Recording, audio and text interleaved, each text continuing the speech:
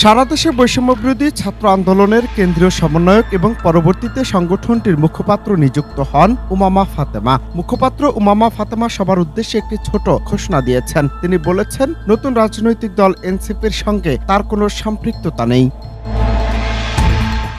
সোমবার দিবাগত রাত 1:02 দিকে নিজের ফেসবুক অ্যাকাউন্টে এক পোস্টে তিনি এই ঘোষণা দিয়েছেন। পোস্টে তিনি লিখেছেন, সবার উদ্দেশ্যে একটা ছোট ঘোষণা, আমি নতুন রাজনৈতিক দল এনসিপির সঙ্গে সম্পৃক্ত নই। আমার অনেক পরিচিত ব্যক্তিবর্গ এই দলটির সঙ্গে সম্পৃক্ত আছেন।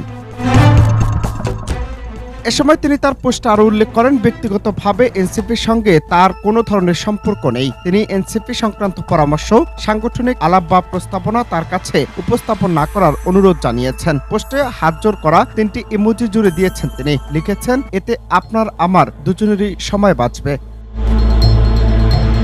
তবে হঠাৎ করেই তার এমন পোস্টকে ঘিরে জনমনে কৌতূহল বিরাজ করছে। তবে এর ভেতরে কোনো কারণ আছে কিনা তা নিয়ে স্পষ্ট কোনো বার্তা পাওয়া যায়নি। অনন্ত হাসান মাসুদ, বাংলা টিভি।